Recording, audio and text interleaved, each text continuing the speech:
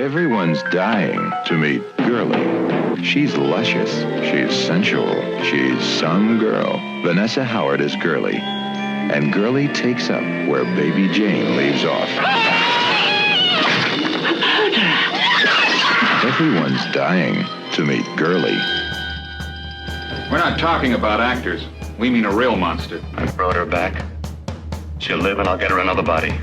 I know they're going to catch me, but don't let anyone see me like that. Please, Doctor, help me. Biologically speaking, it's of primary importance that man should want to mate. Hey, that You don't get all your kicks from surfing, do you? We want to be free to ride our machines without being hassled by the man. And we want to get loaded. You think you're going to make a slave of the world? I'll see you in hell first. The American International Podcast. Are you ready? This is the American International Podcast. I'm Cheryl Lightfoot. And I'm Jeff Markin. And in this episode, we join the deadly games of an eccentric and psychopathic British family in Girly from 1970. Girly, which is also known as Mumsy, Nanny, Sonny, and Girly, was directed by Freddie Francis from a screenplay by Bryant Comport, which was loosely based on the play Happy Family by Maisie Moscow. And it was produced by Ronald J. Kahn for Brigitte Films and Fitzroy Films and released in America by Cinerama Releasing Corporation. Girly stars Michael Bryant as new friend, Ursula Howells as Mumsy, Pat Heywood as Nanny, Howard Trevor as Sonny, Vanessa Howard as Girly, Robert Swann as Soldier, Imogen Hassall as Girlfriend, Michael Ripper as Zoo Attendant, and Hugh Armstrong as Friend in 5. The film Girly opens with shots of stately Oakley Court on what looks to be a brisk and cold morning. Indeed it does. In voiceover, we hear Mumsy and Nanny discussing the children, Sonny and Girly, as they're off playing games and maybe finding new friends. Then we cut away to the London Zoo, where we see penguins, pelicans, and vultures, and what appears to be two overgrown children skipping along the paths of the zoo. This is a boy and a girl in school uniforms that seem to be very small for their frames, and as they prance through the zoo, they're being watched by all the animals. These overgrown children will be known throughout the movie as Sonny, that's the boy, and Girly, obviously the girl. Now we're back at the house, which seems frozen in time in the Victorian era, with creepy dolls and old-fashioned toys everywhere. Mumsy and Nanny are still discussing the children. Mumsy asks if Girly had brushed her hair before leaving this morning. Of course, Mumsy, says Nanny. 100 strokes for Nanny. Already we can tell this is a weird one. They are talking in very sing-songy voices. It's almost baby talk. And they're definitely infantilizing these children who we've already seen. And they look to be 20-something, not children by any stretch of the imagination. We cut back to the zoo where the quote-unquote children are enjoying the sights of the lions and tigers and bears. Oh, my. Back at the house, Mumsy asks Nanny if she's trimmed Sonny's toenails. Oh, man. Of course, says Nanny, but he struggles so. You can imagine how much a 20-year-old would struggle with someone cutting his toenails against his will. Now we're back at the zoo where something finally happens. Girly is standing there talking about an elephant or talking to the elephant, I wasn't sure, when Sonny sneaks up behind her with a blown-up paper sack, which he pops right behind her. Then he offers her a sweet. When she can't get the wrapper open, he does it himself, and she sucks his thumb as she puts it in her gob. Ugh. Then they're off and running again. But we go back to the estate, where Nanny tells Mumsy that the children hardly ate their brekkie this morning. And Nanny tells Mumsy that she's been preparing room number 2. Mumsy and Nanny are going to prepare room number 2 for what we don't know yet, but Mumsy sends Nanny off to prepare a tray of milk and cookies, or bickies, for the children. However, the children aren't there. No, the children are still at the zoo, and Girly tells Sonny that she has a secret. When she won't tell him what it is, he pulls Girly's arm behind her back until she gives in. Then she tells Sonny that a certain someone has been getting uppity with Mumsy and Nanny. Sonny says they'll have to find someone else then. That's the idea, says Girly. And Girly wonders if room number 2 is ready yet. When we go back to room number 2 and see that Mumsy and Nanny are hanging a portrait of Mumsy on the wall, right over the bed. Mumsy says it looks much better here than it did in number 5. Now, back at the zoo, Girly and Sonny are taunting a tiger. The tiger is non-responsive. Back at the house, it's relaxing time for Nanny and Mumsy, and they're sitting in their rockers and knitting. Nanny bristles as Mumsy says that Nanny isn't allowed to knit faster than Mumsy. She's only the nanny. Mumsy is the Mumsy. Back at the zookeeper catches Girly and Sonny. Somehow they sneaked in before they opened. He wants to know how they got in. Easy, they say, with no further explanation. He threatens to call a policeman. Sonny and Girly insincerely beg him not to. then starts to run off, but the zookeeper has noticed the box that Sonny is holding. He asks what he's got in that box. Sonny holds it up to the zookeeper's face and triggers a jack-in-the-box. A very racist jack-in-the-box, I have to say. Then the children scamper off. And back at the house, Nanny and Mumsy are still sitting on their rocking chairs and knitting. Nanny asks Mumsy if she thinks the children might bring anyone back with them. Not anyone, says Mumsy. They're definitely off their rockers. Now we're in the park where Sonny and Girly are sorting through the vagrants who are sleeping on park benches to find the one that they want to bring home. Sonny has a film camera, and he's recording this for posterity. Girly finds the tramp that she wants to make her new friend and plies him with booze, promising more if he comes with them. Annie and Mumsy discuss whether it's good that Sonny and Girly make new friends so very easily. Mumsy concludes that it's good that they get out of the house. Sonny and Girly take their new friend to the park and have him go down the slide. When he does, his reward is a drink from the flask. Sonny is standing by with his movie camera, filming the entire event. The man asks Girly what was her name again? Girly, she says, skipping around the slide. She always retreats to her silly, spoiled child persona when anyone questions her. Then Sonny joins in as they continue to chant and skip around the slide. They always chant in a sing-song voice, kind of nursery rhyme style. Or just actual nursery rhymes that we don't know because they're British and we didn't grow up with those.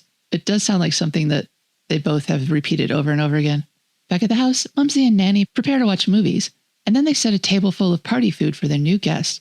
They are confident that they will have one. And now we see that the man has been buried up to his neck in a sandbox. Sonny asks him where he lives. Over there on that bench, Girly tells him that he can't meet Mumsy and Nanny unless he talks to them. He tells them that he's nobody, and Sonny says, "You mean no one would miss you if you were gone?" "I wouldn't," says the man. Wrong answer, but he has drunk all the booze by now, so he must be plastered. And he wants out of the sand trap. Now we're back at the house where Sonny and Girly's new friend is wearing a schoolboy uniform and has been rechristened Soldier at the table, where Mumsy presides at the head. Nanny is serving a horrifyingly pink jelly from a mold. She slaps it onto Soldier's plate, and he has to eat it before he gets any tea cake. But once he hears there's tea cake, that's all Soldier's about. But he's told that he can't have any until 5 o'clock. The alarm is set, and it's one of the rules. And if they haven't got rules, what have they got? But Girly says that they'll have games, and they'll pull crackers and find the toys inside. The Soldier doesn't care about silly games. He's hungry, and he wants his tea cake now. He reaches for it just as the alarm sounds, so it's okay. But with tea cake also comes medicine time. Sonny and Girly take their medicine. Soldier doesn't want any, but when he sees that Sonny and Girly like theirs, he demands to have some too. And he nearly has a fit when it seems he won't be given any. But Mumsy assures him that he'll get his. Yeah, and Nanny makes a second trip to the medicine cabinet to fetch his medicine, which I suspect might be different from what the children were given. Now the happy family are all playing in the yard. Only Soldier doesn't want to play. He doesn't fall down when they finish Ring Around the Rosie, and that's against the rules. Things get a bit tense. Nanny offers him a drink before he goes bye-bye. "Nanny tuck you up?" she asks. Soldier looks at Mumsy and said he'd rather have her tuck him up. "Well, Mumsy?" asks Nanny. Soldier decides he's up for one more game. Girly slips over to Mumsy and asks what game shall they play. Mumsy thinks for a moment, then decides they should all play Oranges and Lemons. This is a game that involves the children and Soldier running circles through Mumsy and Nanny's clasped hands as they chant a rhyme. Oranges and lemons, say the bells of St. Clemens, etc., etc. And when the rhymes are all done, someone gets chopped between their outstretched arms. While they're playing, Girly creeps away to the knitting basket to pull something out of it. When Soldier gets caught between Mumsy and Nanny's outstretched arms, Girly runs up and gives his head a real chop with an axe. As the axe comes down, we cut to the head of a doll broken away from its body. Mumsy is trying to mend it, saying that she does wish Girly would be more careful with her things. Meanwhile, Nanny is hanging Soldier's clothes to dry. Mumsy asks Nanny if she can't glue the doll's head back on. But Nanny is fretting about all the bloodstains that she can't get out of that schoolboy jacket. Now it's nighttime, and we see that Sonny and Girly are under orders to lure a better class of people back to the house. They're in a middle to upper class neighborhood where a house party is going on. Mumsy had told them not to bring any new friends from the park, so they're here. They're waiting when a man and a woman come out. She's wearing a fur and he's wearing a black suit with a bow tie. Not quite a tuxedo. Formal suit, I would say. They're leaving the party early because the man is drunk and the woman is bored. The woman teases the man for flirting with some redhead, saying that that girl could never afford him, and she can. They get into her car, and as they sit, Sonny suddenly pops forward from the back seat. "Come with us and something's bound to happen," he says. The man tries to get this weird kid out of his car, but when Sonny sits back down, he spots Girly in the back seat, smiling at him, and that changes his attitude. "Come on, let's go," says Sonny. Go where? Asks the woman. Anywhere, you heard him. Let's go, says the man. And for some reason, the woman who's driving obliges. Big mistake. And now we see Mumsy and Nanny getting into bed. Mumsy has her own bed, and Nanny sleeps at the foot of Mumsy's bed in a trundle. Nanny's asking where the dear, sweet children were going tonight. So somehow Sonny and Girly have convinced the woman and the man to take them to the park, where they're all playing a game of leapfrog. So far, everyone seems to be enjoying themselves, but the woman does say she's getting tired. The woman sits herself on a bench, while Girly and Sonny tackle the swings and the slide. The man starts up the slide too, and Girly goes behind him, saying, "Up you go." The man rides the slide down, and Girly follows. Then the woman leaves her seat at the bench and goes to the man, telling him that she's ready to go home. But the man says he's having too much fun. While they're arguing, Sonny and Girly have a quick conference. Then Girly takes the woman's place on the bench, while Sonny drags the woman up the slide. The woman protests that she doesn't want to go down the slide. The man climbs up behind her, and both of them try to force her to go, against her will. And that's when Sonny grabs her ankle and tips her from her precarious position, standing atop the very tall slide. She loses her balance and falls to her death. Sonny slides down, and he and Girly go to where the woman had fallen. The man is still watching from the top of the slide. "Why'd you push her, mister?" asks Girly, and the man looks horrified. Back at the house, Mumsy is in bed reading Dickens. She likes what Charles Dickens has to say about children and reads it aloud, but Nanny is sound asleep at the foot of Mumsy's bed and doesn't hear it. Despite the accident at the slide, Sonny and Girly are still playing leapfrog, only now they are back at the estate. Is still there with them, and they tell him it's his turn. The man reluctantly goes to take his turn. He doesn't seem very enthusiastic about playing anymore. And he sees that they've draped the woman's body over a small pillar, and that he's supposed to leap over it. But instead, the man is just disgusted. Sonny and Girly's boisterous chatter has woken up Mumsy and Nanny. Nanny goes to the window, looks out, and tells an excited Mumsy that the children have a new friend. Next, we see the new friend staggering into the home, and he has a look around. He comes across a hallway, and at the end of the hallway, Sonny and Girly are putting his girlfriend's body into a trunk. He looks stunned. Girly tells the new friend that he's safe with them, and that Mumsy will love him. At that, he vomits onto the floor. Now, Nanny is making brekkie. Mumsy, Sonny, and Girly are sitting around the table. Sonny and Girly start bickering and are promptly scolded by Nanny, who in turn receives a scolding from Mumsy. Then Girly asks Mumsy if she can bring breakfast up to their friend. Mumsy thinks Girly is asking about friend in number 5, but Girly is actually asking about their new friend, who Sonny has put up in number 2. His friend in 5 doesn't get brekkie today. And Girly is given permission to go. In room number 2, the new friend awakes, and he's wearing pajamas, but the top isn't buttoned up. He looks around at his Baroque surroundings as Girly brings up his tray. The only clothes he can find are a schoolboy uniform on a chair. When Girly comes in, he asks her what this is. Girly tells him that he's to wear that. New friend says he can't wear kids' gear and asks for his clothes. Girly explains that she gave him a bath last night, tucked him in, and Sonny put his clothes in the incinerator. "You gave me a bath?" asks new friend. "It was ever so cozy," says Girly. She tells him he had blood all over his chest and on his thighs. New friend gets angry because he doesn't want to hear about this.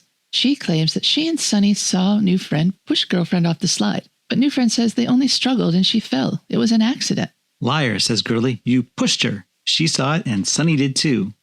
From a hole in the locket of the portrait of Mumsy that we mentioned earlier, Nanny is spying on them. New friend asks if anyone else saw. "Maybe," says Girly. "Anyway, they'll never find you here, and they won't find her either, not in a month of Sundays." Girly tries to force toast into new friend's mouth, like she's feeding a stubborn child. He jumps up, and Girly calls him naughty and says that he needs to learn the rules here. The spy hole closes, and from the neighboring room, we see Nanny and Mumsy both standing on the bed, delighted at what they saw. Mumsy calls him rather spirited, but Nanny's concerned that he's too high-spirited. Sonny and Girly are in the sandbox in their yard, building a sandcastle. They have their new friend fetch a pail of water from a nearby stream. He's now wearing that school uniform. He says he's getting hungry, but Girly tells him he'll have to wait. It's not dinner time yet. And the rules say no eating before dinner time. New friend wonders about all these rules. Sonny and Girly say they're for their own good, and his. But they don't divulge any specific rules until he tries to use the lavatory. Then they block the door. To go to the lavatory, you must first say, "Please, may I be excused?" "Please, may I be excused?" new friend mumbles, and Sonny and Girly step aside. When he's out of earshot, Sonny says he needs watching that one. Girly suggests they put itching powder in his bed, but Sonny says he has a better idea. Yeah, he's tired of that gag. As he goes to do whatever he needs to do, Girly dreamily muses on how nicely new friend asked to be excused. Mumsy likes nice men. And now we're in the lavatory. New friend lifts the toilet lid, only to be surprised by another jack-in-the-box stuck in there. Ugh. Apparently it startled him so much that he no longer needs to use the loo. He tries to leave, but Sonny and Girly have locked him in. Yeah, I guess that was Sonny's big idea. Lock the bathroom door. New friend pounds on the door for a moment, then gives up and turns around to face the jack in the toilet. Outside the lavatory, Sonny is holding the key. He says, "I don't give him long," and the two run upstairs. He knocks on the door numbered 5, which isn't boarded up. He looks through the keyhole of another room and sees Sonny playing with a top and Girly skipping around him. He ducks out of sight as Sonny and Girly run out of the room, saying he's made his bed and now he can lie in it. New friend enters his own room, number 2, and sees that his bed seems to be occupied. He pulls back the covers and sees that the two had put pillows in his bed to simulate there being a person there. Before he can decide what that means, Nanny bangs on the dinner gong. While Nanny stands at the stove, Sonny and Girly are seated at the table with their new friend. Sonny and Girly sing song about how their new friend got locked in the lavatory. New friend yells at them to stop. Mumsy comes in and inspects everyone's hands to make sure they've washed up for dinner, and announces it's Sonny's turn to say grace. They all clasp their hands, and Sonny says through the lips and around the gums, "Watch out, stomach, here it comes." Amen. New friend glares at Girly and Sonny as they slurp their soup. He reaches for a slice of bread, but gets manners checked by Mumsy. He asks nicely as requested, but Mumsy puts it to Sonny and Girly. Should new friend get a slice of bread? Only if he sings a song, they say. New friend suggests some old standards like Roll Out the Barrel, but there's no enthusiasm for that. He suggests onward Christian soldiers, but Mumsy is offended and says that they will have no blasphemy in this house. Girly suggests that he sing the Siamese national anthem. He doesn't know it, so Girly pulls her eyes into slits, this movie, and says the syllables to "Oh, what an ass I am, yes, I am an ass," and tells him to sing it to the tune of "God Save the Queen." He starts to sing, realizes the trick, and then they all laugh, even him, and he takes his bread. Later, new friend returns to his room, now wearing pajamas, and he sees that his bed is once again made up, and it looks like someone is under the blankets. But it's probably pillows, right? He casually starts pulling the blankets, and it appears to once again be pillows, so he pulls the pillow aside and reveals the dead woman lying there. As new friend catches his breath, he sees a sign tied around the woman's neck. It's a printed sign that says, "Rule number 1, play the game." New friend hears Sonny and Girly tittering outside and props a chair in front of the door, puts on his bathrobe, and makes for the window. But before he makes it out, Sonny and Girly break through the door with an axe. "Hello," says Sonny, peeking his head through the newly formed hole. Sort of Jack Nicholson style, but before The Shining. Now new friend is sitting in the study, tied to a chair. Sonny and Girly are there, and Sonny is telling him the story of the 3 bears. But he stops, and Sonny and Girly come to attention as Mumsy and Nanny enter the room. Mumsy sits down across from new friend, and Sonny and Girly follow her lead. Mumsy explains to new friend that sometimes friends have trouble adjusting when they first arrive there, and sometimes they try to run away. Usually, they're given a second chance. Sonny tells Mumsy to get on with it. He's tired, and Mumsy scolds him for interrupting. Nanny comes to Sonny's defense. He needs his sleep. He's growing, she says, and Mumsy scolds Nanny for interrupting as well. Now the hearing's about to end, and Mumsy sentences new friend to do the shopping, which is a lenient sentence, she points out. Girly tries to explain what Mumsy means, but Nanny interrupts to say, new friend isn't dumb. He knows what it means, although he does look very confused. In the future, Mumsy says, follow the rules and don't do anything silly. Mumsy says it's time for them all to get to bed. Nanny takes Sonny upstairs, and Mumsy follows, leaving Girly with a still tied-up new friend.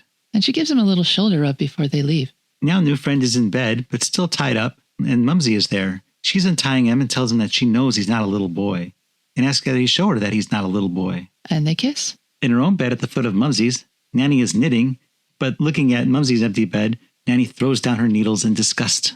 Sometime later, Girly wakes up in her bed, which appears to be an adult-sized crib. Sonny has one just like it, and he sleeps right next to her. Girly gets up, waking Sonny, who asks where she's going. She lies and says she's hungry. Sonny calls her out on her lie, but she convinces him to go back to sleep, and he does. She puts on a robe and goes out into the hall, and she walks over to new friend's room, and she hears Mumsy's voice from the other side of the door. Mumsy's singing a suggestive lullaby to new friend. Girly looks distraught, then runs back to her room. The next day, we see Girly adding some mysterious liquid to a teapot as Sonny stands guard. And then she rushes her tea over to the shopping center, where she is the proprietor. There's a small counter where they've set up a makeshift store. Sonny buys a loaf of bread so that we as the audience can kind of understand what's going on here.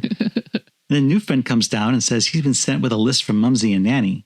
New friend arrives just in time to get an eyeful of Girly's bottom as she's bent over. And then she stands up and attends to her customer. He says he's been sent with a list from Mumsy and Nanny. He opens it and laughs as he reads it off. It contains items such as 2 left-handed screwdrivers, a pint of elbow grease, and a pound of cooking glue. Meanwhile, Sonny has picked up a sword and is thrusting it around the room. It looks like he's fencing. Girly's not amused with new friend and tells him to go to the hardware store. She doesn't have any of those items. All the while, Sonny is fencing the curtains in the background. Girly offers to look around and see what she does have, and she goes to the trunk. New friend grits his teeth as she pulls out something. It appears to be a gold-clad hand, which she then throws back into the trunk, where it makes a clunking sound as it falls. She returns to new friend and apologizes for not being of any help. Mumsy and Nanny will be cross, says new friend as he turns to leave. You can't go yet, says Girly, and she offers him some tea. She brings out a cup and that kettle that she had poured that bottle into earlier. Do I have to? Asks new friend. It's part of the game, she says. Aren't you going to have some, he asks. It's only for customers, says Girly as she pours him a cup. Well, if it's part of the game, he says, taking a sip. He grips his stomach and falls to the ground. He's writhing in pain. Girly tells him that it was castor oil and says that if she had told him what it was, he wouldn't have taken it. He gets up on his knees and clutches her waist in relief. Girly says that she likes to take her castor oil with lemonade. And Sonny thrusts his sword forward next to them. This was actually a really funny scene. In their room, Mumsy and Nanny are in their beds. Nanny says Miss Girly said that new friend is a good boy. Mumsy asks if she means friend in 5, but Nanny says she was talking about new friend in number 2. Friend in number 5 is in disgrace. New friend did the shopping, but in the future says that he would prefer his castor oil and ginger beer. Mumsy imagines that new friend won't give them any more trouble, and then moons about how he's so different.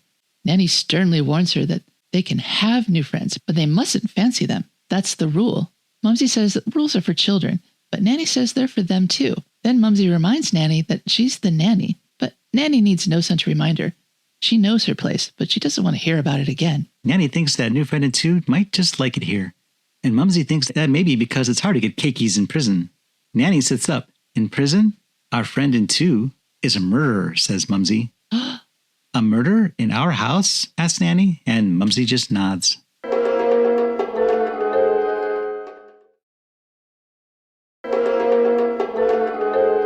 Now it's the next day, I suppose. Girly is screaming for help as she tears through the house. She's dressed in cowboy gear. She's wearing a sheriff's badge, and she's pursued by Sonny in American Indian getup. Mumsy and Nanny are sitting in their respective rocking chairs on the porch and knitting as Girly and Sonny tear past them. Girly takes a suction cup arrow to the forehead.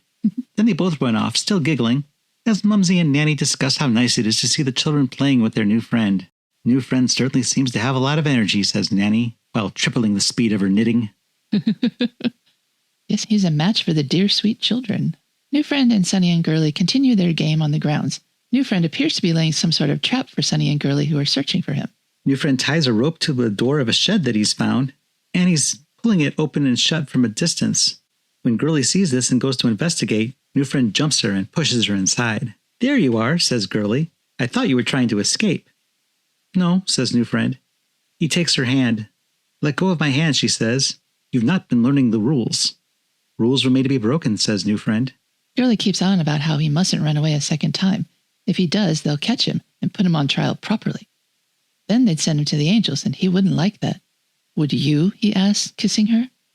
Then he moves further down her body as she whispers, don't go. And then we focus for quite some time on her O face. From their rockers, Nanny and Mumsy discuss how new friend is settling in. As for Sonny, he's running around outside the shed, doing an Indian war call. Hearing this, Girly throws her clothes back on and tells new friend to forget what just happened. Suppose I don't want to, says new friend. You won't. They say you never forget the first time. Don't be so bloody naive, snaps Girly as she goes back outside. She's walking back to the house when she's ambushed by Sonny. She clobbers him, shrieking, you and your stupid games, before resuming on the path to the house. Apparently someone has gotten to Girly. Nanny and Mumsy, still knitting, continue their comparison of the behavior of friend in 5 and new friend in number 2. Number 5 just never listens, not like new friend in 2. She wonders what's the point in keeping friend in 5 when we have the superior new friend in 2. Mumsy says it's time that friend in 5 played the game. The Humpty Dumpty game? Asks Nanny, and they share giggles. And now Sonny is setting up that game. He's sawing through the top rung of a ladder that leads up to the top of the shed. Girly appears to ask what he's doing. Sonny explains that friend in 5 tried to run away again, and so must play the game. He drops to the ground and starts drawing a target on the bricks behind the ladder, commanding Girly to help him. Sonny warns Girly about getting soft. That's against the rules. Girly says she knows. She's not getting soft. New friend strolls over to where Nanny is force-feeding cookies to caged rabbits. Nanny offers new friend a bicky, which new friend accepts and thanks her. Then he asks Nanny why she doesn't like the new friend anymore. Why does new friend think that? Asks Nanny. New friend says that Nanny didn't help Mumsy give new friend his bath last night. Nanny says that Mumsy had told her that new friend had the sniffles and wouldn't be having a bath. I wonder why Mumsy would say that, asks new friend. Now Nanny is wondering that too. How sly of him. Later, Girly finds new friend alone in the billiard room and steals his snooker ball after his shot, stopping it from going in the hole. Girly chides him for playing up there. He's not allowed. That's a grown-up game. New friend says that he thought Girly liked grown-up games. She takes a bunch of dolls off the mantel and starts stuffing them in the pockets of the table. New friend showed her a game. Now she's showing him one. Girly says this game has no name, but if he tells anyone about the two of them, and she starts taking shots and expertly hitting dolls with each shot, as she continues, you'll end up in a sand pit, up to your neck in it. And when you're struggling, buried in it, we'll all be taking pot shots. She sends a ball toward one of her dolls, breaking the head off it. At you, and not with a cue. So don't do anything silly like Friend in Five did. So there is a Friend in Five, says new friend. He tries to inquire further, and Girly tells him that Friend in Five is being sent to the angels. He's what? Asks new friend. We're putting him on trial, she says. She reaches for the broken doll and scratches her finger on it. New friend takes her hand and sucks the blood off her finger. Girly says she doesn't want to see him get hurt. The four of them are a happy family, remember? And then he kisses her. The next day, Mumsy and Nanny prepare dinner. Mumsy is singing the Humpty Dumpty song. And then she asks Nanny, why did Humpty Dumpty sit on the wall? Nanny says that if Mumsy doesn't know why Humpty Dumpty sat on the wall, then Nanny isn't allowed to know, is she? New friend walks in and says, Girly says, but Mumsy stops him and says that Girly says too much sometimes. But new friend continues, Girly says that number 5 is to be sent to the angels. And now you'll be curious, says Mumsy, and curiosity killed the cat. Nanny says that little boys should be seen and not heard. Otherwise, says Mumsy, little boys get sent to bed. Who with? Asks new friend. This shocks them both, but especially Nanny. Nanny says that what new friend said wasn't very nice. Not nice, says new friend. Are you trying to say you've never? Mumsy saves a distressed Nanny from having to answer by explaining that Nanny meant that new friend was speaking out of turn. New friend asks if Mumsy puts all the new friends to bed.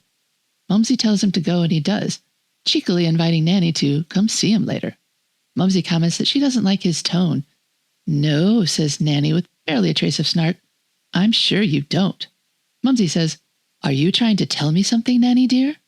As new friend goes to his room, gloating at his success, Nanny goes to number 5's room with an axe and chops down the door as Sonny and Girly watch and giggle standing in the hallway behind her. Friend in 5 is wearing a nightshirt, and he looks toward the window as they all peek their heads in. Now Friend in 5 is seated in the study, awaiting trial. Girly is watching over him. She grabs an abacus and shakes it, startling him. Then Nanny plays music from the organ via a cylinder, as Sonny, dressed in his Native American garb again, climbs down a rope ladder and runs outside. Mumsy enters the study and sentences number 5 to the Humpty Dumpty game. But to be lenient, she's giving him a 10-second head start. Mumsy starts counting, with Girly moving the beads on the abacus in time. On 2, Friend in 5 runs for it. Sonny starts hooping it up. When the count reaches 10, he starts chasing, with his camera, number 5, who runs to the shed and ascends the ladder. Sonny has set the camera on a tripod. Number 5 gets to the top of the ladder and falls off, standing in front of the target. Sonny pulls back his bow, and the arrow hits 5 square in the chest. Friend in 5 then tries to scale the building, but a second arrow brings him to the ground. And since Sonny has filmed the entire incident, it's projected for them to all enjoy that evening. New friend is repulsed by the display on the screen. Girly is tearing apart her doll during the showing. The film ends and Nanny applauds. Mumsy tells Girly that she's very naughty, destroying her lovely playthings. She says that Sonny will show the film again, and this time Girly is to watch it without fidgeting. And new friend is not to fidget either. In a happy family, there is no fidgeting. Nanny turns off the lights, and Sonny rethreads the projector, and the film starts again. But as Mumsy and Nanny watch raptly, Girly leaves, followed by new friend. And then Sonny follows the two of them. Upstairs, new friend corners Girly. You're not to talk to me, she says, wondering why he's sticking his neck out. He says that something has got to be done. What can you do? Asks Girly. Have you forgotten the girlfriend of yours? New friend admits he's in a sticky situation, but so is Girly. He says they've got to get out of this madhouse. Girly says they're not mad, they're a happy family. Girly says that what happened between the two of them was part of the game. New friend wants to leave the rest of them to it, but Girly insists that they stay there and play the game and follow the rules. And then she slams the door on him. And we see that Sonny was listening to their conversation. Sonny is outside Mumsy and Nanny's door, listening as they're having a spat. Nanny has confronted Mumsy about giving new friend a bath without her. Mumsy and Nanny have always taken care of the new friends together. It's part of the rules. Mumsy says he left the door open and she had to give him his baby powder. And Mumsy mentions that Nanny had given new friend a toy boat that they took from number 6, and that shuts her up. I still think you should have knocked before you went in, Mumsy, says Nanny. Sonny runs over to where Girly is sleeping and wakes her up from her Hansel and Gretel dream to tell her that number 2 is playing Mumsy and Nanny against each other so that he can rule the roost. Sonny thinks they'll have to send new friend to the Angels, but Sonny doesn't want to go through the trouble of a trial first. Trials are a bore. Sonny says that new friends might coerce Mumsy and Nanny to do something to each other, and now Girly is concerned and wants the details. Sonny says that new friend insinuated that he and Mumsy did something together, and that upset Nanny because he never did anything to her. Girly asked, does she want him to do something? Sonny says, of course. Girly says, at her age? At her age, says Sonny. I just want to note that Nanny is younger by quite a few years than Mumsy. Sonny looks thoughtful for a moment. Yes, we'll have to send him to the Angels. Now Nanny is boarding up the door to number 5's room. Girly asks what she's doing, but Nanny tells Girly not to bother her right now. But Girly says this is important. Nanny takes her aside, and new friend is eavesdropping from his room through the crack in his door. Girly says that Sonny doesn't like the new friend. Nanny gets her to elaborate, which Girly only does in whispers and under the cover of shadows. Sonny told Girly that Nanny wants new friend to do to her what he did to Mumsy. Now Mumsy's going to get her, see? And Sonny wants to send new friend to the Angels. Nanny does see, and sends Girly off to bed. Girly gives Nanny a kiss on the cheek as she leaves. Then she stops and gives a knowing smile toward new friend's door. Nanny and Mumsy are in their respective beds knitting. Nanny is knitting faster than Mumsy, but Mumsy's so tired she doesn't care this time. Mumsy stops knitting and goes to sleep. Nanny pulls a very sharp needle and a vial of acid from her knitting bag and dips the needle in the acid. A little bit of it drips onto her pillow, and we hear the sizzle. Nanny giggles and then creeps out of bed and over to where Mumsy is sleeping. She leans over Mumsy and blows on her neck to make sure that she's asleep, and then gently pulls back her hair. As she leans over, the door opens. Nanny hides the needle behind her back as new friend comes in. Is she asleep? He asks Nanny. Nanny shushes him. New friend says his nightlight's gone out. You mustn't be afraid of the dark, whispers Nanny. I am, says new friend. I've been crying. He pulls Nanny's finger up to his eye. Nanny tells him she'd better take a look at his nightlight then. On his way out, new friend sees the needle stashed behind Nanny's back.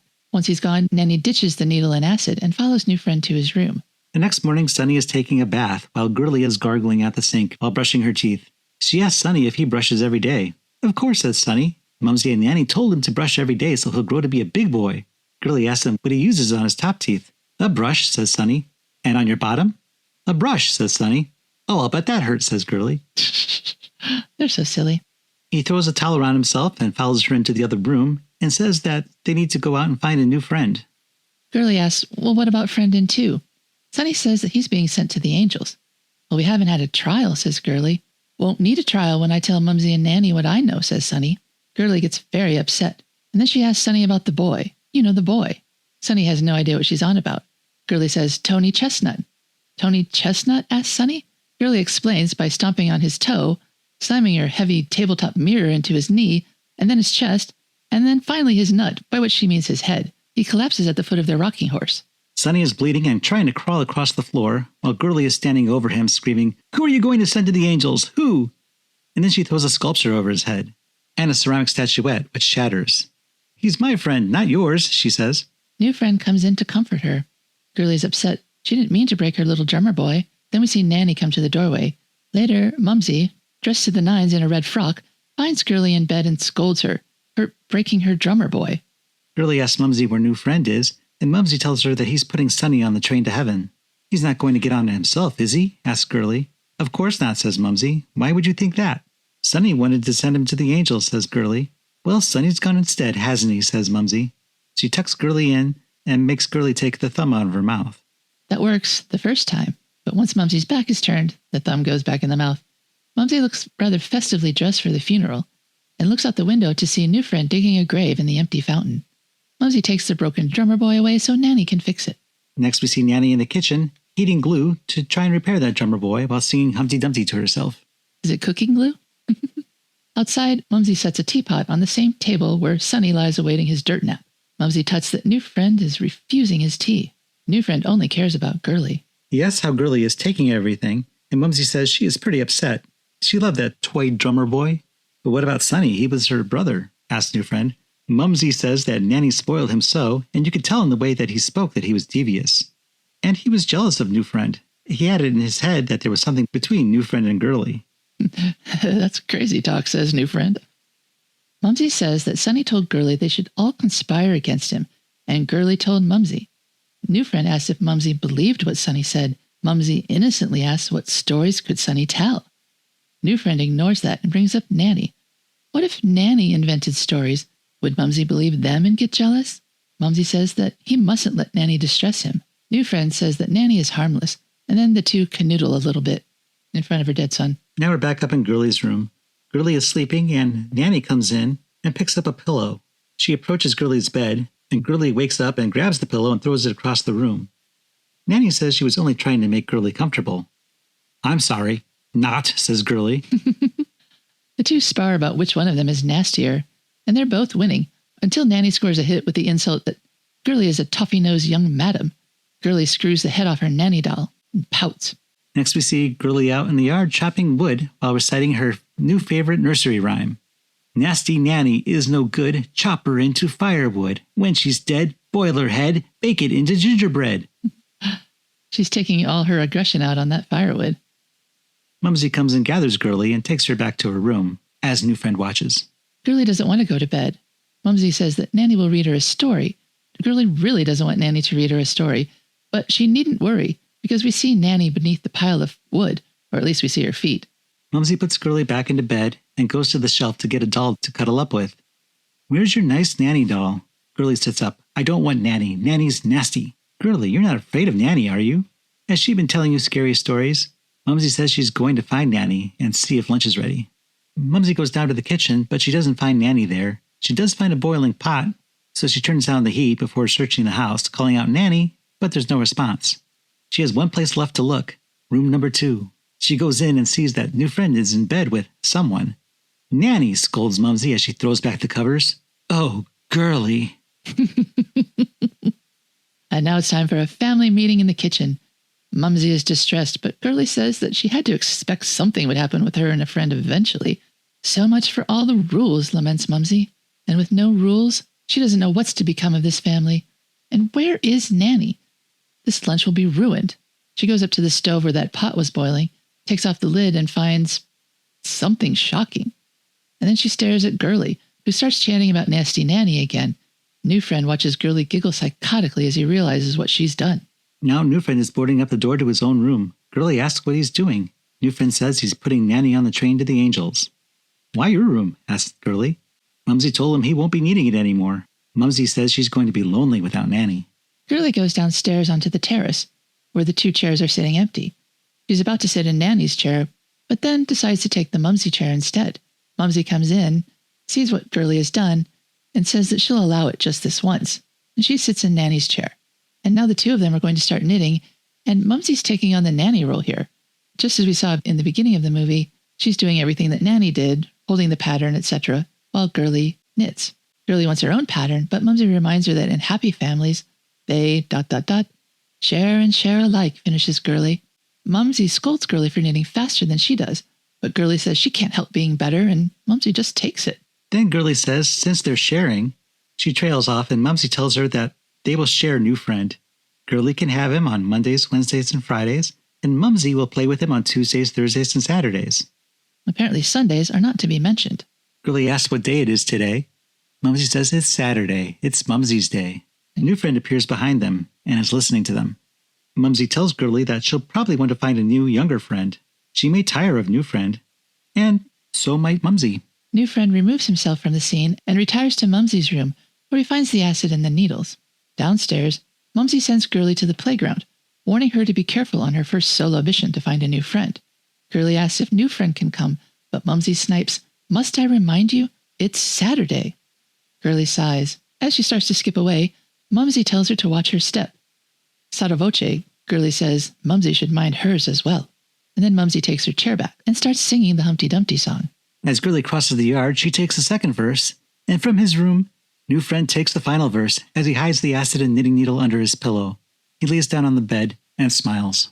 And then we pull back on the house, where we see the filmed entirely on location by Fitzroy Studios legend. And that's the end.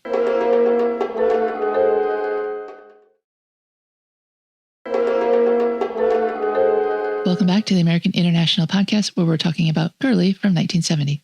As a cinematographer, director Freddie Francis has shot many exterior scenes at Oakley Court, a Victorian Gothic country house in Bray, a city in southeast England. But Francis wanted to use the interior of the home as a set for a movie he would direct himself. Oakley Court adjoined Hammer's Bray Studios, where some of the interiors of the film would be shot. Francis was not a writer, so he hired Brian Comport to pen the script, with the stipulation that it be set chiefly at Oakley Court. Though the credits say Girly is based on the play Happy Family, it's a loose association. Francis and Comport attended a performance of Happy Family in London's West End, but neither of them liked the play. However, they used the basic story about characters called Mumsy, Nanny, Sonny, and Girly, who stage elaborate role-playing games with strangers, but little else from the play. Shooting on Girly finished in June of 1969. A new syndicate item said that the film was financed by Fitzroy Films Limited, which also financed producer Ronald J. Kahn's production of The Children Are Watching, his first American-made film. In January of 1970, Leonard Lyons announced in a syndicated column that Vanessa Howard beat out actress Eva Allen for the lead role in Mumsy, Nanny, Sonny, and Girly. However, in Lyons' column, published in October of 1969, said that producer Ronald Kahn had brought the finished Girly to the U.S. from London, where he, quote, tested it successfully for students at Stanford. Kahn showed the film on October 4th and took questions from the student audience after the screening. Francis cast many experienced stage performers in Girly, including Ursula Howells, Pat Heywood, and Michael Bryant. Vanessa Howard had been in 4 films prior to being cast in Girly, but her performance impressed Francis and Kahn so much they decided to use her as a centerpiece for their marketing campaign. Charles McCary, in his On the Town column, wrote that producer David Merrick was trying to secure the rights to the novel Lolita to create a Broadway play with Howard in the title role. Girly opened in the United States before it debuted in the UK or anywhere else for that matter. In New York City, Girly was released as Mumsy, Nanny, Sonny, and Girly and debuted on February 12, 1970. Vanessa Howard flew into New York City for the world premiere. Girly had its UK premiere in London on April 8, 1970, followed by a nationwide release on September 6, 1970. Vanessa Howard didn't attend the premiere as she was in Los Angeles with her new boyfriend, according to the British tabloids. In January of 1970, British publisher Sphere Books announced their February lead title would be the novelization of Mumsy, Nanny, Sonny, and Girly. Box Office Magazine recommended theater owners sell the film as a tongue-in-cheek horror film to audiences who like morbid humor. They also suggested promoting the new faces in the cast, especially that of Vanessa Howard. Taglines for Girly include, Mumsy, Nanny, Sonny, and Girly are looking for new friends to play their game. The family that plays together, slays together. Everyone is dying to meet Girly. A very interesting family invites you to play in their games. You'll die laughing. Mumsy, Nanny, Sonny, and Girly are loving, charming, beautiful, and deadly. The similarly themed film Goodbye Gemini was also released in September of 1970, often paired with Girly as a twin bill, and the two titles created a moral panic in the conservative British press, especially given the implied or explicit scenes indicating incestuous relations between the brother and sister characters in both. Called sick by many movie critics, Girly did not do well. Jasmine Prophet of the Southampton Daily Echo said in her review of both that, originally a main feature, Girly has done so badly that it has been demoted to a second feature. The main feature, Goodbye Gemini, has also had a chilly reception. Given the backlash against Mumsy, Nanny, Sonny, and Girly, fewer theaters decided to screen the film, causing it to be considered a flop. In order to recover some of their lost investment, producers shortened the title to Girly and gave it a wider release in the United States, hoping to cash in on the growing popularity of exploitation films there. Vanessa Howard retired from acting in 1972, her decision coming after the failure of Girly in its initial run. At the time, she was unaware that Girly's U.S. release was a moderate success. In one of 2 blurbs published in newspaper ads for Girly, Hugh magazine stated the film involved, quote, a strange family playing strange games, smoothly done. And Judith Chris stated, Vanessa Howard as Girly is some girl. New York Times reviewer Roger Greenspun said, among the really rotten movies of 1970, Girly will occupy a special void no matter what follows it during the rest of the year. Rarely has such attention to pointless detail been lavished to no effect. Everywhere there are Victorian whatnots, toys, and broken and breakable dolls, all brooded over by the traveling camera as if somebody were going to make a movie with them. Indeed, they become a substitute for making a movie. It is typical of Freddie Francis's contemptuous and contemptible method that, given a house presumably full of terrifying dead men. He keeps trying to shock us with, literally, jack-in-the-box heads. Helen Conover's syndicated review said of Girly, a new mystery movie opened recently. It's not a whodunit. We know, unfortunately, who done the job. The mystery is what it's all about. I suspect because naively I keep believing there must be a reason for making a film, the intent of this English production was a study in terror. But since the family and estate are isolated from the rest of the world, with no available comparison to normalcy except in our minds, one isn't terrified, just inquisitive. Bernard Drew of the New York Herald-Statesman called Girly sick, but not sick enough. It is, to be sure, a black comedy, but it is not horrific. It is not very funny. It is not even campy. It is simply coy and arch and cutesy, and who needs a coy, cutesy family of crackpots running around killing people while uttering nursery rhymes? Ogres should be ogres, but the pack and Girly are too much. That is to say, they are not enough. Box Office Magazine's review of Girly said the film was both repellent and amusing at the same time. Director Freddie Francis has admirably created a mood of terror and impending doom without actually showing anything too gruesome. The film should find favor with younger audiences, the art house circuit, and those who seek offbeat entertainment. Derek Malcolm of London's The Guardian offered a positive-ish review of Girly, saying the film does not always sustain itself and at times seems to promise more than it achieves. But there is a wonderfully enclosed gothic atmosphere about it, and much of the acting is first class. Don't ask me what it means, but it's fun guessing. Francis's camera work is frequently splendid. In Jack O'Brien's Voice of Broadway column, he wrote, "Don't let the film Girly fool you into taking the kids. It's one of the most chilling horror films to ever bootify the screen." Wanda Hale of the New York Daily News wrote that Girly is bumsy, rumsy, crumsy, and dumsy, and sixy. To use a quaint English expression, I think we've been scunnered. Some might call this treatment of murder and violence black comedy, but funny it isn't. Theater of the absurd it is, absurdly vicious. And Coulthard in the Swindon Advertiser said Girly was not for the kiddies, but it may provide a laugh or two unless your stomach is turned before the end. The review in the Marylebone and Paddington Mercury said Girly was a grotesquely sick joke. If arrows through the heart and bloody hatchets among the cupcakes is your cup of tea, you'll like this totally amoral romp, even though it does rely on regurgitating time-worn situations and leans very heavily on overplaying gimmicks and gory shock. Joseph Gelmis in Newsday said of Girly, "Unlike the mysteriously submissive victims who stayed on for days, I saw no reason to stay with this family of creeps for more than an hour. I left early." Girly was released on VHS in North America, but UK versions of the release were hard to find. The organizers of a Freddie Francis Film Festival in 2004 were unable to locate a print or VHS copy of the film to screen. Around 2006, bootleg copies of the film began to surface on the internet, and a little while after that, Salvation Films announced that it had obtained the rights to release Girly on DVD, or so its website promised for the next 3 years. During this time, Francis died without recording a director's commentary. Salvation sold its rights to Scorpion Releasing, which recorded an interview with writer Bryant Comport and obtained a radio interview with Francis regarding the film, which they included as special features. Vanessa Howard agreed to record a commentary for the DVD, but as she was terminally ill at the time, she was unable to participate. She died in 2010, shortly after the DVD release.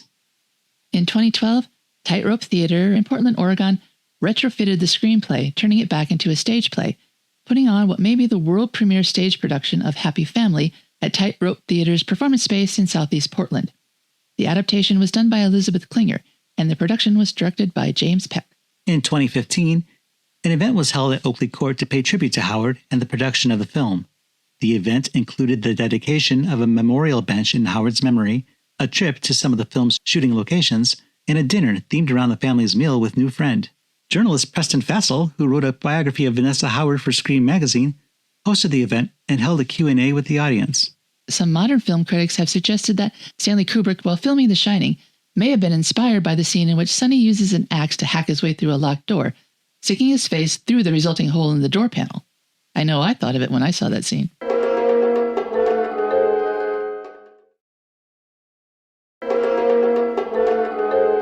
All right, Jeff, I'm dying to know what you think of this movie, but perhaps we should talk about it a bit first. When we were watching the movie, you didn't want to talk about it then, but I had a lot of things to say about why they did this and why they did that. Do you think that the story makes sense? The thing about the story is that we're dropped in the middle of it without any context of what is going on here, and it's up to us to decide. And we aren't really given clues that allow us to decipher for sure. So if anything that we come up with is guesswork. Yeah, I think that's the case at first, but once we kind of learn the rules along with a new friend, we can kind of see where it's going. But it seems like some of the characters don't really know what they want. Like Girly wants a new friend and then she doesn't, and then she wants him, and then she has to share him with Mumsy, who also wants him.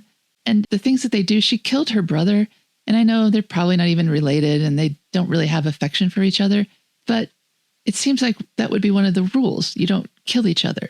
And yet Girly killed 2 of the 4 people that lived in that house. Well, that's the thing. As we're going through the story, we see that there's role-playing going on. And I read that this is supposed to be people role-playing these roles, that they're not actually behaving like this. But I don't think there's anything in the movie that says that for sure. But No. even the play that was based on, we said that it was about people role-playing. Yeah, but they are really doing these things. They are really kidnapping people, holding them hostage, killing people. Right, but are they the people that they're pretending to be? I mean, Girly is acting like an 8-year-old girl, but she's 20. Yeah, ditto for Sonny. And when she has sex with new friend, and he says it's her first time, and she's like, don't be so bloody naive. Do you think that she really had sex with somebody before, or that she just wants him to think that he's not the first? Is she just trying to throw him off his I think self-congratulations? I think this wasn't her first time. I think you could be right, but I think I could be right too. Like I said, we don't have any context. We don't know what happened in this household before the movie starts. So we're not exactly sure what's going to happen after. No, there's 2 friends that come before friend and 2, new friend. And they both get dispatched, one right away. And then there's one other we know of. We know of number 6 because he's mentioned too. But right. The only ones that we see are Soldier and friend and 5. Right. So now we know there's at least 3 people there. And with Girly's charms, I guess you could say, and their other manipulations, it's pretty easy for them to find somebody to bring back to the house. But I think the amount of doors that were boarded up, signifying that those people are dead and no longer in need of their bedrooms, I think there's only a finite number of friends they can have at this point, unless they unboard the doors. Unless the kids' room is numbered and Mumsy and Nanny's room is numbered, they have up to 6. It's a big mansion. There's probably wings that we weren't even in. Oh, I'm sure. And these people, we don't know what their true motivation here is. They seem to be playing a game. They say they're playing a game. Yeah. And they're playing the roles in the game because I'm the nanny. I'm the Mumsy. Mm-hmm. They're not, well, I guess the nanny would be the nanny anyway, but the Mumsy would be Mumsy. Mom. But she's playing the role of the mother character, the Mumsy. Yeah. So they're staging their own play every day of their lives. None of them look like they'd be related. Oh, maybe Mumsy and Girly. Maybe, but I doubt it. So then you wonder, how did these people come together? Were they all playing this game for maybe decades, and these are just the current players? They got a new Girly to replace an old Girly. Yeah, we don't Sonny. know, but there's all kinds of options. I mean, that's why we asked the question, because all we could do is ask questions. There's no answers in this movie. It's not terrifying. It just makes you wonder, as one of the reviewers put it. And I think that's right. So the relationship between the characters makes no sense, but honestly, nothing in this movie makes sense. I think 4 psychotic people just found each other and decided that they would work together to kill others instead of each other. And then a new friend comes along, understands the game better than they think, starts playing them against each other, and ends up just about to be the last one standing. I think we can assume that that's how it would work out. He's not about to be replaced by another friend and sent to the angels. He knows how to beat them both. If anybody in this family doesn't really seem to fit in, it's Sonny. He seems to be on a different level. Of crazy? I don't know if crazy. His motivation doesn't seem to exist. He just seems to be along for the ride. Yeah, I don't really know if we're ever meant to understand. I think he's probably the best at playing the game. Oh, yeah, he's very good. He's very serious about it.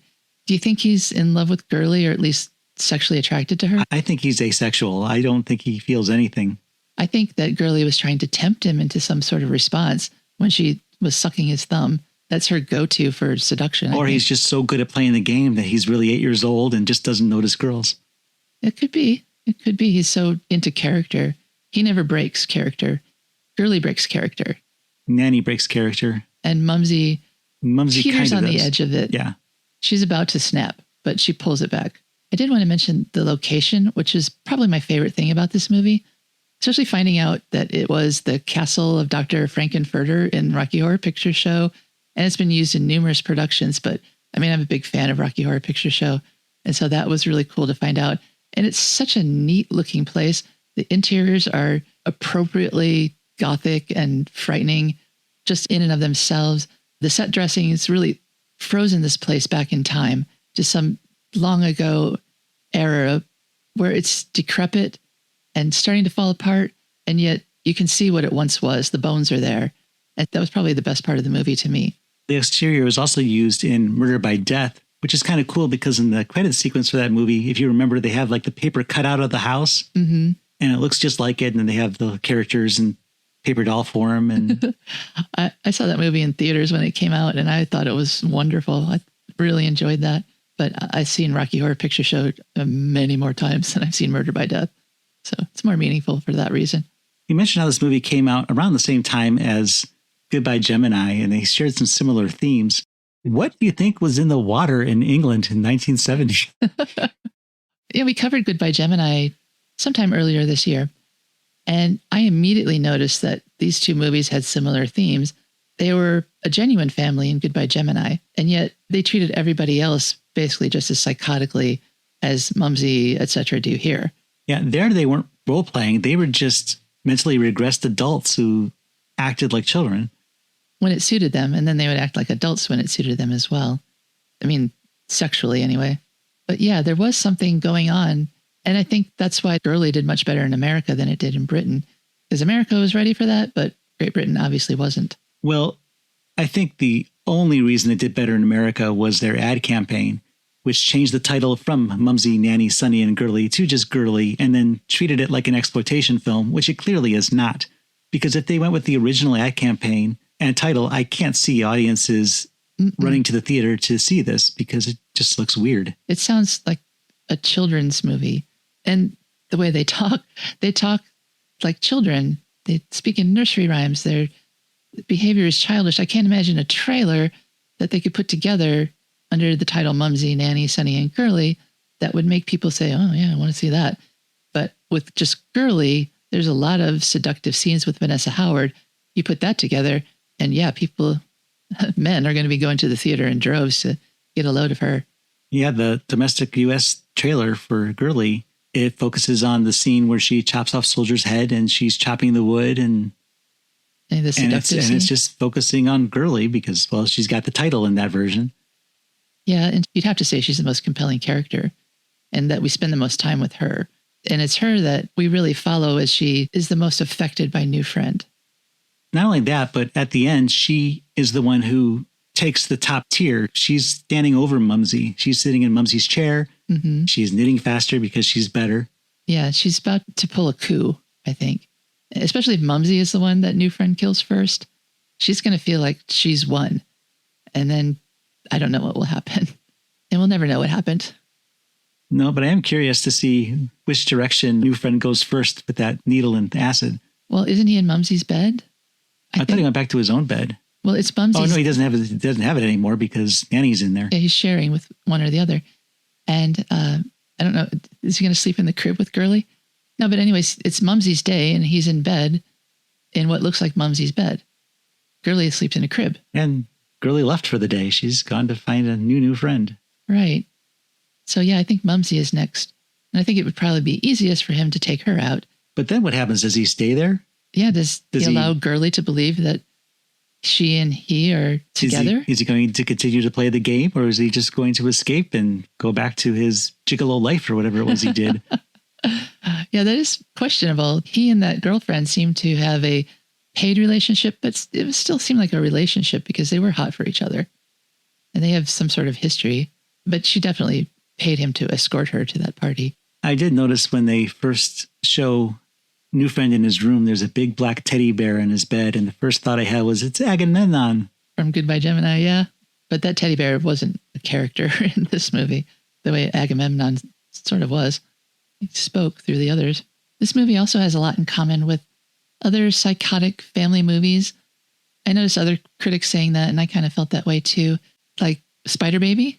I love Spider Baby. Yeah, I've seen it, probably not as much as you have, but it's really funny. But it is a family of weirdos. And the girls in that family are acting younger than they actually are. Mm-hmm. It's supposed to be the Mary family disease or something that runs in the family. But and also like whatever happened to Baby Jane, and even Arsenic and Old Lace, where the old ladies aren't psychotic, but they are killers, and they play silly old ladies who lure men to their deaths and have a basement full of bodies. And it's sort of similar, but not the same. But yeah, this movie is sort of one of that subgenre. Yeah, there's a lot of movies that are similar, but definitely not the same. Oh, no. What genre would you say this is? Is this horror? Is this suspense? I'd have to say dark comedy, which is what I would put Spider Baby in as well, which is my favorite genre. But there's murder, there's psychotic people running amok. So it seems black comedy fits, but it's very black. And it is kind of theater of the absurd, too. Oh, definitely. You're getting into Edward Albee territory here, I think. That's the thing that I really like about this movie is that it leaves you with nothing. I mean, you have to think about it. You can't just let it go. Even if you want to. Even if you want to, because it gives you nothing. It gives you absolutely nothing. If you forget about it, you have to forget about all of it. If you think about it all you can do is wonder. Mm-hmm. And you have to look deeper into it, and you're not going to find any answers. Well, what this movie gave me was the ick, especially the first time I watched it, because it's just so seedy, and the people are loathsome, nearly every one of them. I can't think of any character that you're actually supposed to like here. New Friend, I kind of admire because he figured the game out and play them all against themselves. I think New Friend is the hero here. Yeah, but do you like him? Is he likable? We don't really know him. He's kind of an enigma. We don't know any of them because they're so secretive about who they really are, and they're playing these parts. They may not even know who they really are anymore. They may be so subsumed in these roles that they've become what they pretend to be.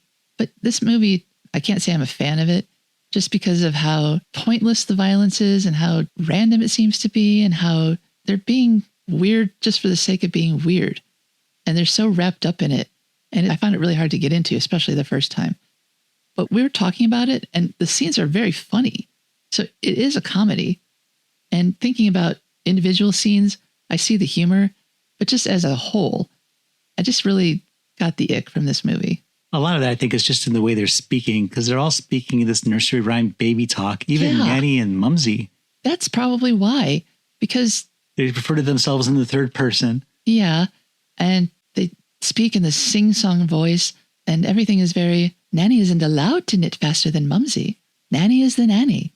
Mumsy is the Mumsy. Nanny knows her place.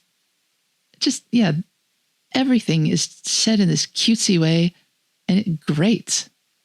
This movie is, how long is this movie? Hour and 45 minutes or so? Almost like hour 41, I think. Yeah, and it just gets so annoying. Now, I grew more accustomed to it when we watched it the second time. And like I said, there are some very funny scenes, but as a whole, I don't want to watch it again.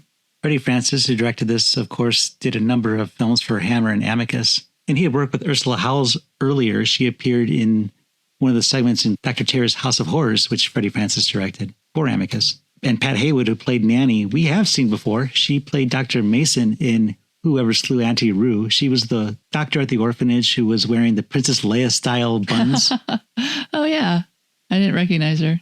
But other than that, I think these are all new faces for us here on AIP Podcast. Yeah, I'm surprised that Vanessa Howard didn't go any further than she did. I think she would have if she hadn't given up. I guess we mentioned how she was so distraught over the performance of this film. I think she did maybe one film after this before giving up acting completely.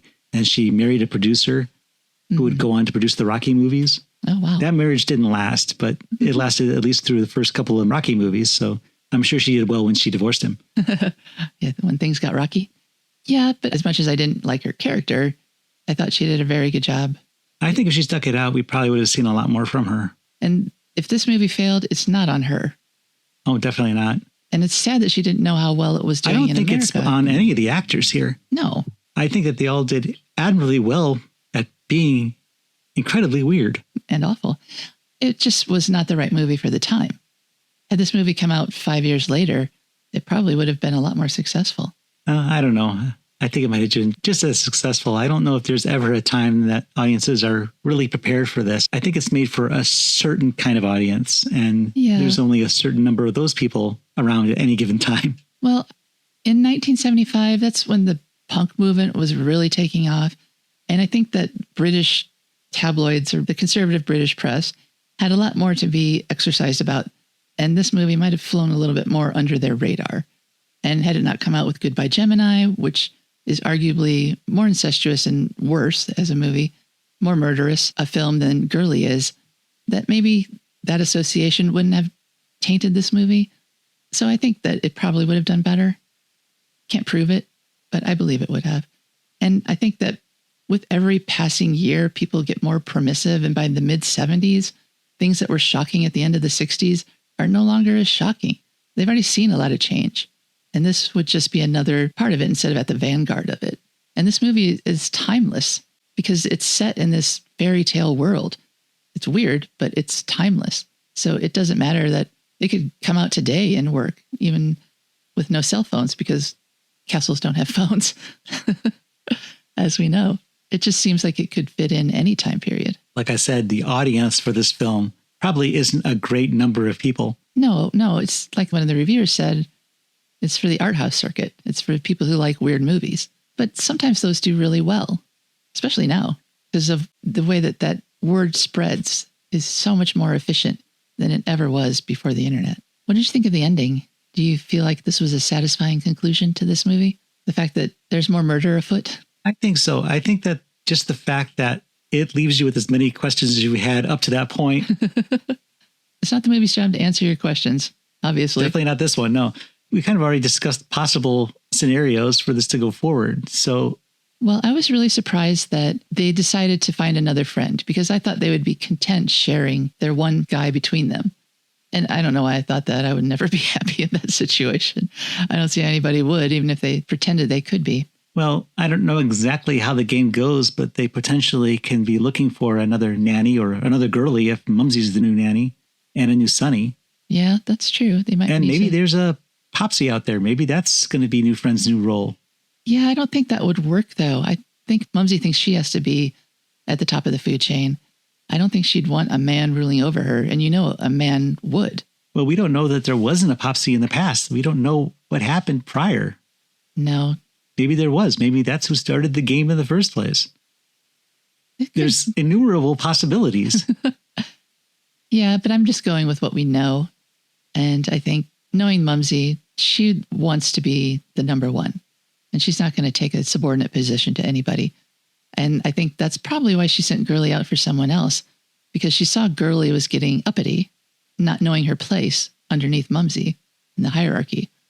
So I think that's why she needed to distract her with a new friend, possibly a new Sonny, like you said, but she had to change the dynamic. Yeah, because the dynamic was being changed right under her if she didn't do anything. Yeah. Girly was asserting power here. And Mumsy can't have that. It kind of plays on like All About Eve, where the older woman sees the younger woman coming up and about to take her place, and she freaks out. And so I think that's what was happening there. What do you think about Nanny sleeping at the foot of Mumsy's bed?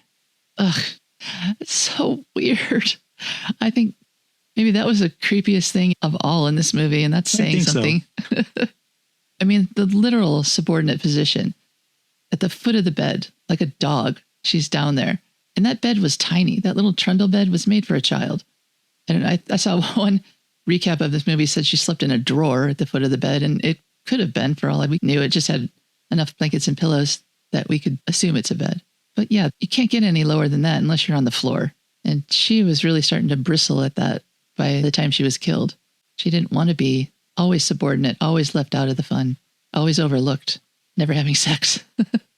All right, we got to put a letter grade on Girly. Using our scale where A is awesome, I is intermediate, and P is pathetic, what grade do you give Girly?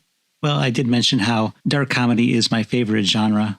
And movies like Spider Baby I adore, and this does fall under that category. There's a lot of weird stuff here, and it leaves you with questions from the very beginning that never get answered. And I find that intriguing in a film.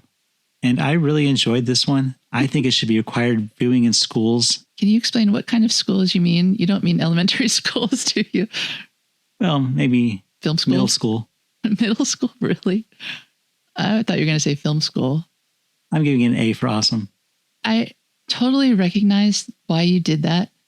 And looking back on the movie, I can't say it's a bad movie. It's just a movie I didn't enjoy watching. And so, I'm not going to give it a pathetic or anything. It's too good for that. But I think I'm going to land on intermediate because while it's good on paper, watching it just wasn't an enjoyable experience for me. And I got to balance out the two. It's very close to an A, but anybody can say that. I'm giving it an I for the ick it gave me. Just how yucky all these people are. And they have to be for the sake of the movie. I understand that. But I never want to see this movie again. I'm sure you would want to watch it a third time, fourth time. But I'm done. And I give it an I. I wouldn't necessarily recommend it for everybody. Like I said, it's got a limited type of audience, but I'm certainly that audience. It is my cup of tea. Yeah, I don't think I am. I like a movie that makes me think about it. I think a movie can make you think about it without giving you the ick. Well, the rules state that this is the part of the podcast where we tell you about our website, aippod.com. Under the Help Us tab, you can find a short list of films that we are trying to track down for coverage on future episodes. And if you can point us in the direction where you can find any of those films, or if you just want to say, hey, there's a contact form right there on the site where you can reach us. And besides being a convenient place to find and listen to past episodes of the podcast, you will also find trailers, posters, and lobby cards for the films we discuss. So you can consider the site a visual companion to the podcast. And if you'd really like to show your appreciation, a purchase from our store will help keep the podcast going and the website alive. There's a link right there on the site, and you'll have a nice t-shirt or a mug to help promote the show. Again, that's aippod.com. And now that Jeff and I have played our last game with Girly, we're going to put away our toys before we get put on the train to the Angels. For the American International Podcast, I'm Cheryl Lightfoot. And I'm Jeff Markin. And we'll meet you at the drive-in. Follow the American International Podcast on Instagram and Letterboxd at AIP_pod and on Facebook at facebook.com/American International Podcast. The American International Podcast is produced and edited by Jeff Markin. A man whose mind is distorted by hatred. And Cheryl Lightfoot. A girl hungry for too many things.